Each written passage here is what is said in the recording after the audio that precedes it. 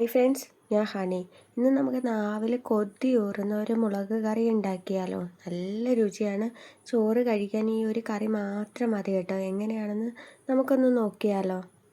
നമ്മളാണെങ്കിൽ വീട്ടിൽ കറിയൊന്നും ഇല്ലാതെ വിഷമിച്ചിരിക്കുന്ന സമയത്ത് ഈ ഒരു ഒറ്റ കറി മതി കേട്ടോ. നമുക്ക് ഒരു കലം ചോറുണ്ണാനായിട്ട് കുട്ടികൾക്കും ഇഷ്ടപ്പെടും. നമ്മൾ ആദ്യം എടുത്തിരിക്കുന്ന പച്ചമുളകാണ്.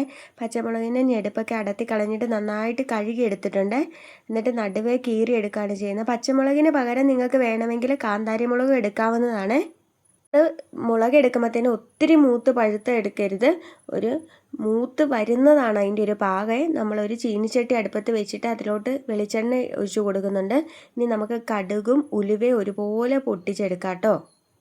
നന്നായിട്ട് പൊട്ടി വരണം. ഈ ഒരു കറിയുടെ ടേസ്റ്റ് എന്ന് പറഞ്ഞാൽ ചെറിയൊരു ചവർപ്പ്, മധുരം, എരിവ്, പുളി, ഉപ്പ് ഇതെല്ലാം കൂടെ കൂടിയൊരു രുചിയാണ് കേട്ടോ. നല്ല ടേസ്റ്റിയാണ് കേട്ടോ. നമ്മളിപ്പോൾ മുളക് നന്നായിട്ടൊന്ന് വറുത്തെടുക്കുന്നുണ്ട്. ഇളക്കി കൊടുത്ത് ഒത്തിരി തീ കൂടി പോകാണ്ട് കരിയാണ്ട് നന്നായിട്ട് വറുത്തെടുക്കണം.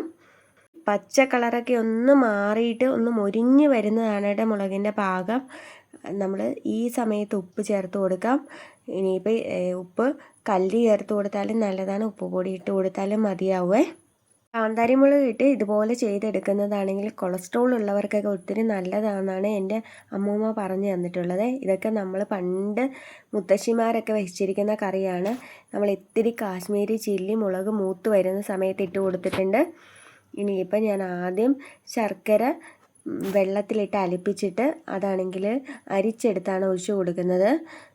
എന്നിട്ട് ഞാൻ കുറച്ച് നേരം ഒന്ന് തിളപ്പിക്കുന്നുണ്ട് കേട്ടോ. നന്നായിട്ട് തിള വന്നതിന് ശേഷം നമുക്ക് പുളിവെള്ളം ഒഴിച്ച് കൊടുക്കാം കേട്ടോ. ഇത്രയും പുളി എടുത്തിട്ട് വെള്ളം ഒഴിച്ച് നന്നായിട്ട് ഞെരടിയിട്ട് ആ വെള്ളം കൂടെ ഒഴിച്ച് കൊടുക്കുന്നുണ്ട്. ഈ നന്നായിട്ടൊന്ന് തിളപ്പിച്ചെടുക്കണം കേട്ടോ. നല്ല രീതിയിൽ ഇത് തിള വരണം. തിള വന്നതിന് ശേഷം നമുക്ക് ഇനി ഇട്ട് കൊടുക്കേണ്ടത് കായപ്പൊടിയാണ്. ഒത്തിരി കായപ്പൊടിയൊന്നും ഇടണ്ട. ഒരു നുള്ള് കായപ്പൊടി ഇട്ട് കൊടുത്താൽ മതി കേട്ടോ. കായത്തിൻ്റെ ഒരു ചെറിയൊരു രുചി വരണം. ഇനിയിപ്പം നമ്മൾ ഒരു പിടി കറിവേപ്പില ഇട്ട് കൊടുക്കുന്നുണ്ട് കേട്ടോ. കറിവേപ്പില മസ്റ്റാണ്, അത് മിസ്സാക്കരുത്. നമ്മൾ ഈ മുളകെല്ലാം കൂടി ഇട്ട് കറി വെക്കുന്നതുകൊണ്ട് നിങ്ങൾക്ക് ഒരു ചെറിയ സംശയം ഉണ്ടാകും, കട്ട എരിവായിരിക്കുമെന്ന്. ഇല്ല കേട്ടോ, അത്ര എരിവൊന്നും ഇല്ല. കഴിക്കാനായിട്ട് വളരെ ടേസ്റ്റിയാണ്. ഇതിൻ്റെ അകത്ത് കിടക്കുന്ന മുളകിനാണ് കേട്ടോ ഏറ്റവും ടേസ്റ്റ്.